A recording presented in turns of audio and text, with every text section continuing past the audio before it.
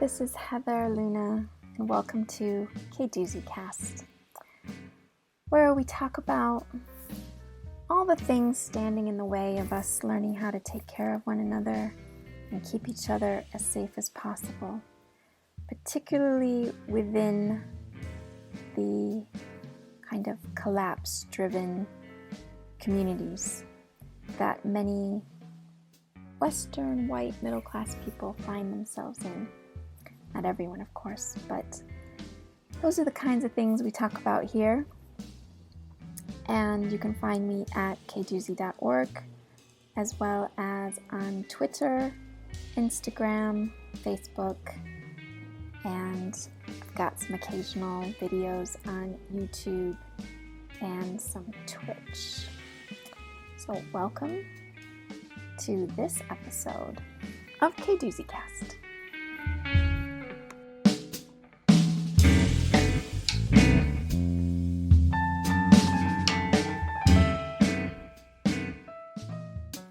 Hey, so I want to talk to you a bit about cult dynamics.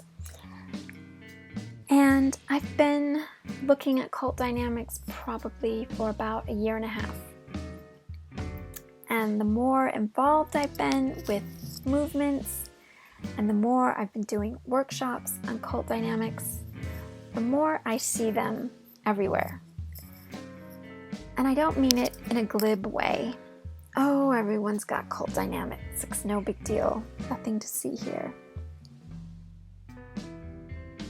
I am meaning more of recognizing cult dynamics around me in a way that encourages me to reflect and think critically about what's going on. When I see, for example, people defending someone with power, particularly white men from the West who are middle class, that really sends up flags. Are we in a culture where it's difficult to point out what is going wrong with kind of way of thinking? Now, this is a bit tricky because one of the white supremacy culture patterns that Tima Okun cites in amongst 18 of them is perfectionism. And this can run as a pattern of wanting to point out what's wrong with everything. So in academia, we might see someone giving a talk, an academic, and the academics in the audience, they jump up and want to point out all the mistakes. There isn't really a culture of appreciation and honest and healthy feedback.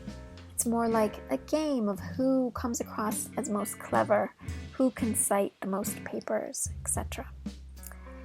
So we might say, oh, well, people that are just criticizing a leader are just trying to show that they're more clever.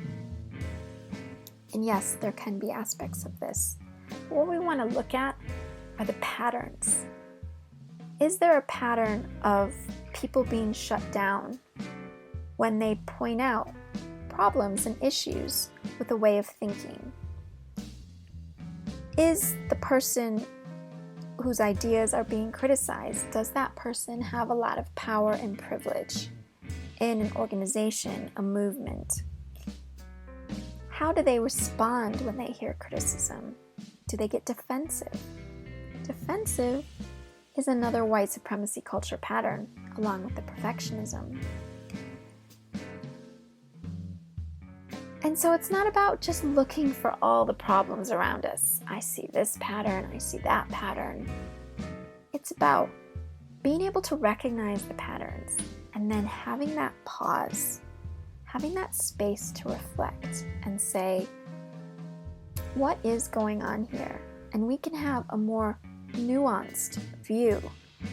We can look at the complexity of things, because another pattern is around either or thinking, binary thinking, and that makes it difficult to look at alternatives.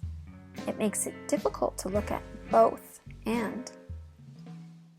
And so when we're in a culture where a leader is defensive and we get shut down by other people when we try to criticize the leader or point out challenging ideas to what they're saying, this is the dynamic of a cult. And the better we get at recognizing this, the better we're going to get at critical thinking. And I don't know what the steps are to encourage other people around us to think critically, but if we start with ourselves and we start noticing what's going on, I think we will come up with really creative and flexible responses. We can trust in our thinking that if we're giving ourselves the space to reflect, that we will come up with better responses than if we don't.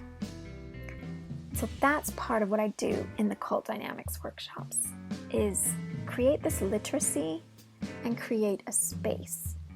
And I hope that I can encourage more spaces to become available for people who are doing this work to work together and be in a supportive environment where we know that we're saying what we see, we're not being gaslit, and we're in a community of people who as well can see what's going on, can name it, and are working on the antidotes.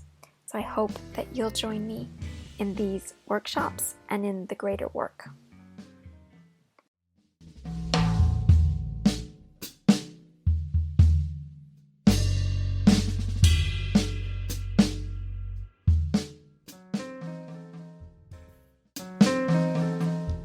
Thanks so much for listening to this episode of K-Doozy Cast. This has been Heather Luna, and if you are able to make any sort of donation to help us out here in Colombia, every little bit goes a long way. So you can make a donation through the website, kdoozy.org, or you can do it through PayPal. And the username for PayPal is HeatherLuna1. That's the number 1. Otherwise, do go to kdoozy.org to see what upcoming workshops we've got, and look for us on Facebook, Twitter, Instagram, Medium, LinkedIn, Twitch, YouTube. Until next time, ciao!